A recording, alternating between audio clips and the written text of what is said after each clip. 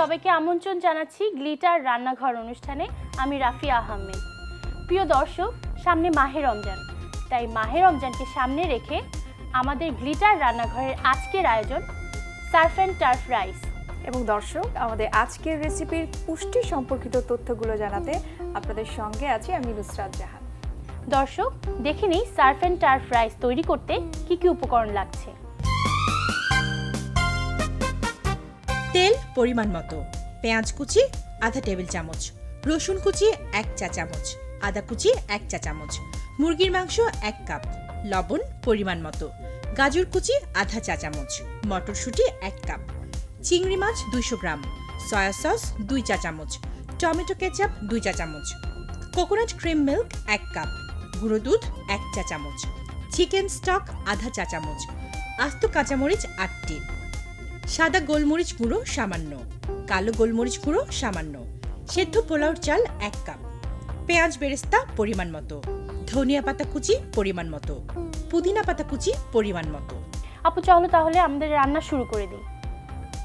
রাফিয়া, আমাদের মনে হয় সার্ফ অ্যান্ড টার্ফ রাইস এই নামটা শুনে আমার মনে হয় দর্শকদের আগ্রহ অনেকখানি বেড়ে যাবে যে আসলে রান্নাটা কি হতে পারে। খুব চমৎকার নাম। হ্যাঁ, আমি বলছি সার্ফ অ্যান্ড টার্ফ মানে হচ্ছে সার্ফ মানে সি ফুড, আর টার্ফ এটা হচ্ছে মাংস, প্রোটিন।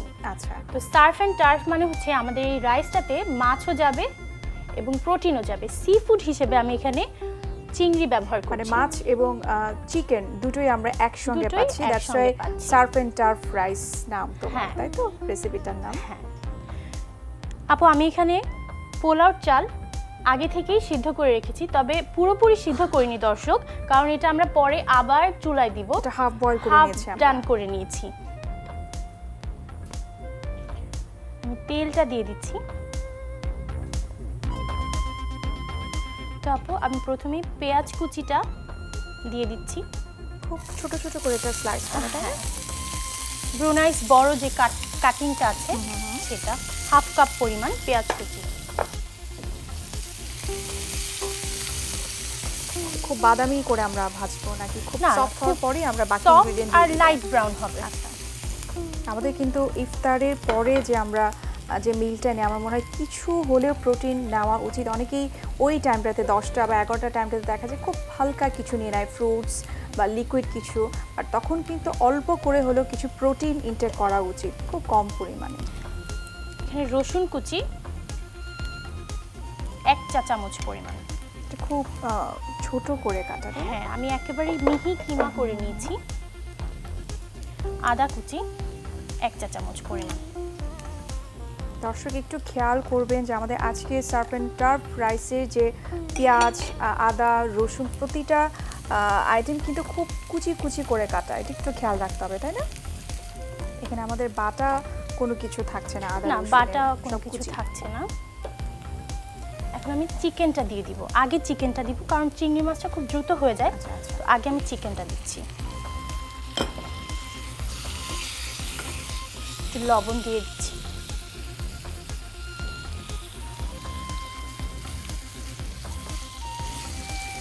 এখানে আমরা কোনো রকম হলুদ বা মরিচ কি আমরা ইউজ করব? হ্যাঁ, আমরা মরিচ ইউজ করব, কিন্তু আস্ত মরিচ। আর স্পাইসের জন্য একটু গোলমরিচ ইউজ করব। গোলমরিচ গুঁড়ো মরিচ বা মানে হলুদ যেটা, সেটা আমরা ইউজ করছি না। গাজর কুচি দিয়ে দিচ্ছি হাফ কাপ। এটাও খুব ছোট ছোট করে কিউব করে কাটা, কিউবের মতো। সবগুলো সাইজ যদি আমরা একই রকম করি ভেজিটেবলস গুলো, তাহলে দেখতে ভালো লাগে।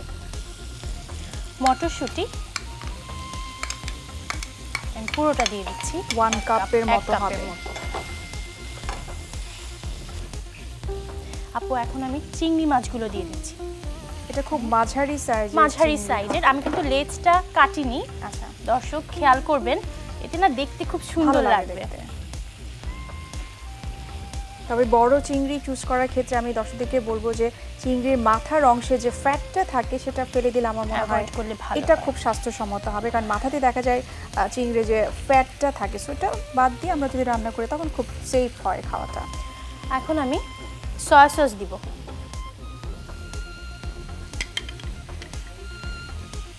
সয়া সস 1.5 টেবিল চামচ। Tomato ketchup. এক্ষেত্রে কি আমরা সস বা কেচাপ মানে যে কোনো একটা দিলেই হবে, অথবা হ্যাঁ, কেচাপ সস বা দিব? কেচাপ আমি 2 যে টেবিল কোনো চামচ দিচ্ছি।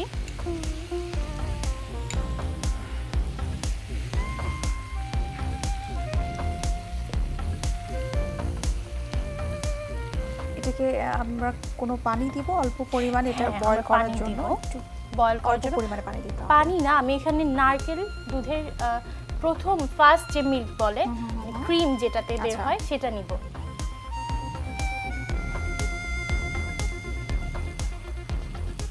1 কাপ পরিমাণ কোকোনাট ক্রিম মিল্ক।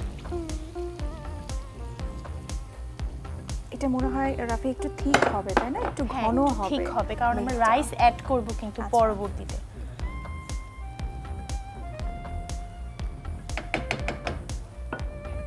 একটু গুঁড়ো দুধ দিচ্ছি, 1 চা চামচ পরিমাণ। এখানে আমি একটা চিকেন স্টক কিউব একটু গরম পানিতে গুলে নিয়েছি, আমি পুরোটা দিয়ে দিচ্ছি।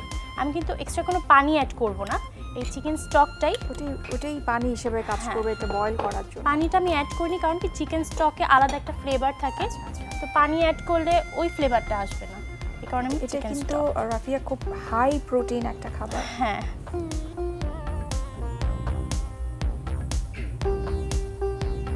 আমি চুলার আঁচটা একটু বাড়িয়ে দিচ্ছি, আমি এটা এখন ঢেকে দিব। আপু দেখো, এটা কিন্তু বয়েল হয়ে গেছে এবং শুকিয়েও গেছে অনেকটা, খুব মাখা মাখা হয়ে গেছে, মাখা মাখা হয়ে গেছে। আরেকটু হতে হতে আমরা বাকি প্রসেসিংটা করে নিই রাইসে। পাশে চুলাটা আমি ধরিয়ে দিই।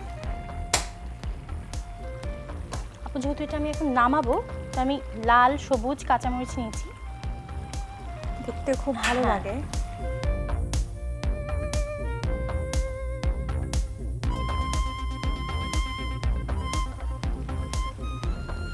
Pinch off white paper. এটা একদম আমাদের নামানোর আগে মনে হয় দিতে হবে। হ্যাঁ, নামানোর আগে যাতে ঘ্রাণটা থাকে। ব্ল্যাক পেপার, হোয়াইট পেপার এবং ব্ল্যাক পেপার দিতে হবে খুব কম পরিমাণে।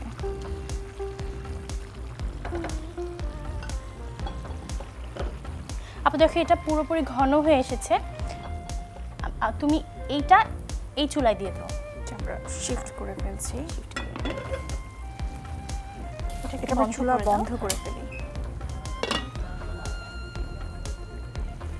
এবার ঢেলে নিই এই আরেকটা পাত্রটা ঢেলে হ্যাঁ, নিতে আরেকটা পাত্রে আমি ঢেলে নিচ্ছি।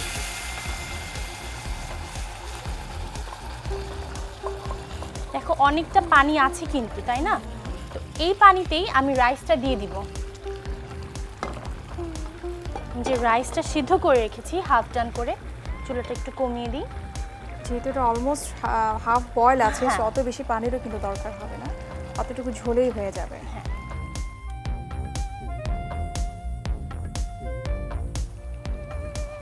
এটা তো আসলে একটা কমপ্লিট একটা মিল হয়ে গেল। Complete একটা যে meal, রাইস, চিকেন আছে, চিংড়ি আছে।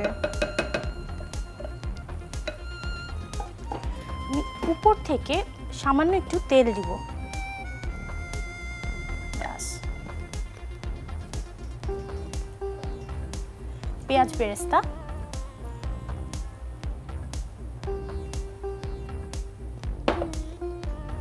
ধনিয়া পাতা কুচি, পুদিনা পাতা কুচি।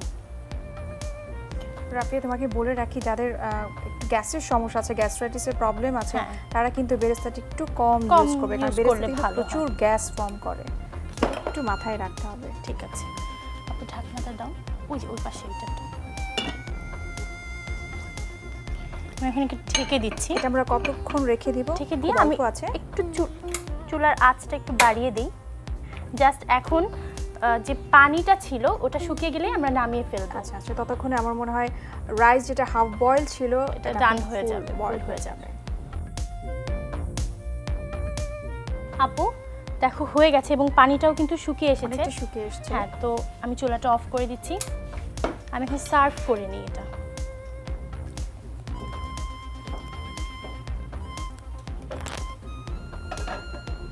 রাফিয়া, খুব চমৎকার লাগছে দেখতে, সুন্দর একটা ফ্লেভারও বের হয়েছে।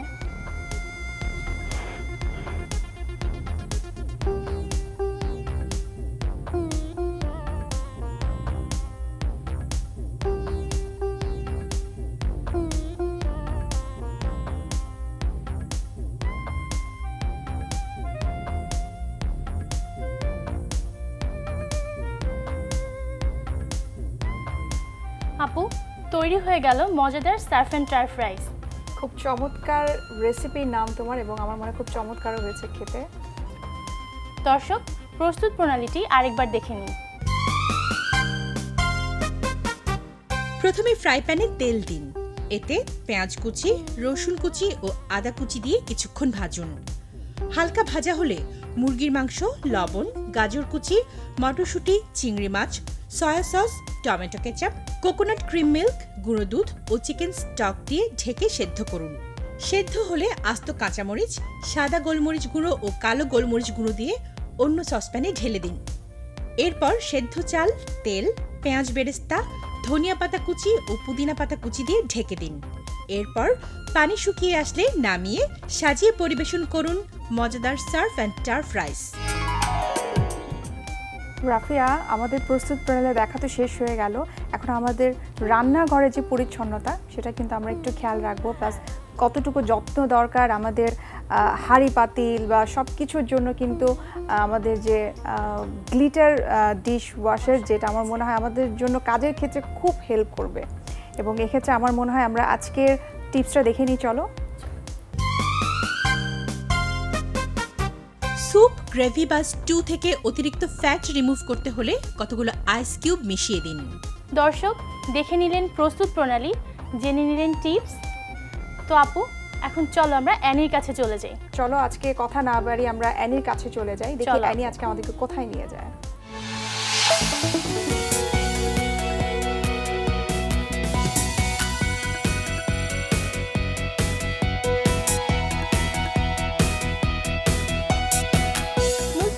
রাফিয়া, তোমাদেরকে অনেক ধন্যবাদ। দর্শক, পৃথিবীর দীর্ঘতম সমুদ্র সৈকত কক্সবাজারে চলে এসেছি আমি এখন ইনানি থেকে যাব কলাতলি বিচে। দেখতে পাবেন এক পাশে সমুদ্র, আরেক পাশে পাহাড়, আর দুপাশে মিলিয়ে এত মনোরম দৃশ্যের সৃষ্টি হবে, আশা করছি আপনাদের সবাইকে অনেক মুগ্ধ করবে। চলুন গাড়িতে উঠে যাই।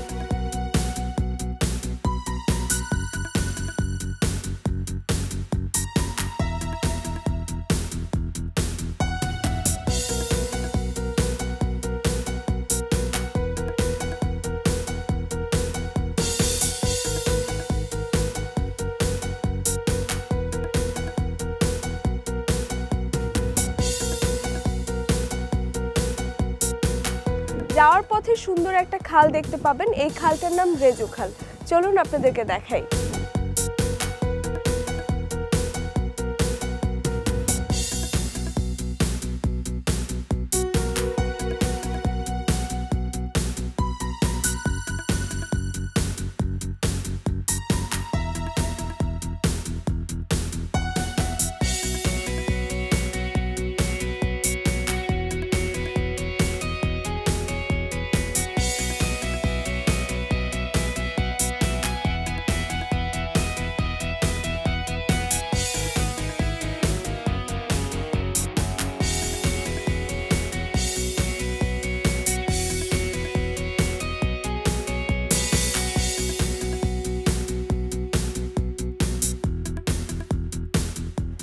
দর্শক, চলে এসেছি কলাতলি বিচে।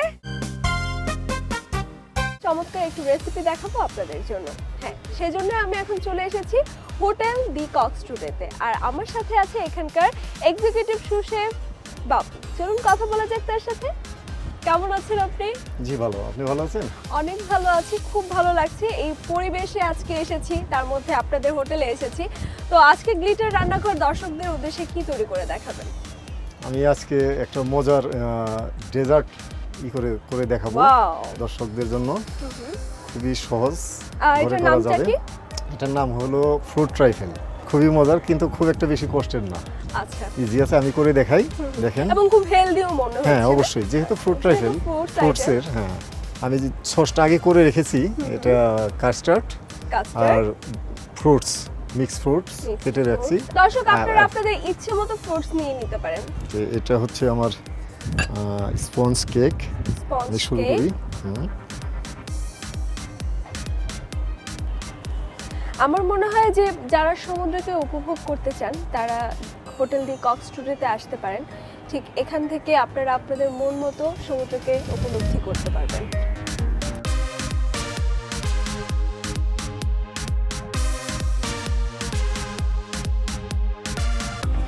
আমি একটু দিচ্ছি সুগার সিরাপ স্পঞ্জটাকে রাখার জন্য।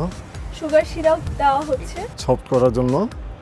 দর্শক কেকটাকে সফট করার জন্য আমরা এখন সুগার সিরাপ দিয়ে দিচ্ছি। আমি যে ফ্রুটসগুলি কেটে রেখেছিলাম সেগুলো দিচ্ছি।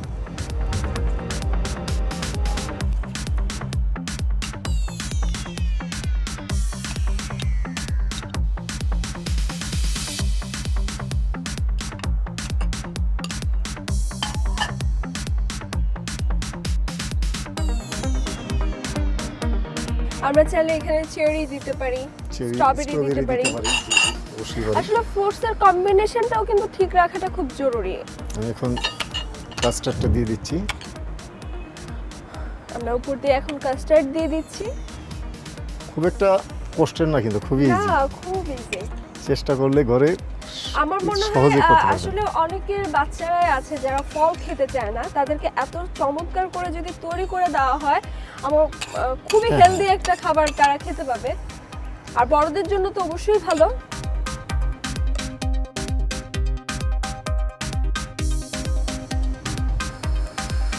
এখন আমি এটাকে ডেকোরেশন করব। ফ্রেশ ক্রিম দিয়ে আমি করে দিচ্ছি।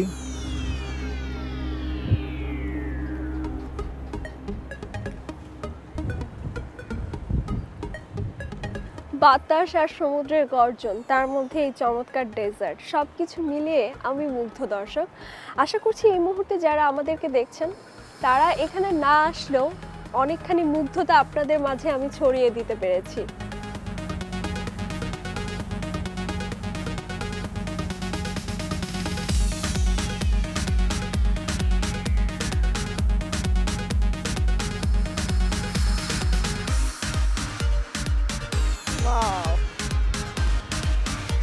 তৈরি হয়ে গেল আমার রেসিপি ফ্রুট ট্রাইফেল আপনার জন্য। থ্যাংক ইউ শেফ, চমৎকার রেসিপির জন্য। দর্শক, তৈরি হয়ে গেল চটজলদি এই রেসিপিটি। আশা করছি এই রেসিপিটিও আপনাদের কাছে ভালো লেগেছে। আর হ্যাঁ দর্শক, যারা এখন পর্যন্ত কক্সবাজারে ঘুরতে আসেন নাই, প্লিজ তাড়াতাড়ি ঘুরতে চলে আসুন এবং এখানকার স্পেশাল খাবারগুলো অবশ্যই ট্রাই করবেন। আজকের মতো আমি আনি খান বিদায় নিচ্ছি। সবাই ভালো থাকবেন, সুস্থ থাকবেন, গ্লিটার রান্নাঘর অনুষ্ঠানের সাথেই থাকবেন। আল্লাহ হাফেজ।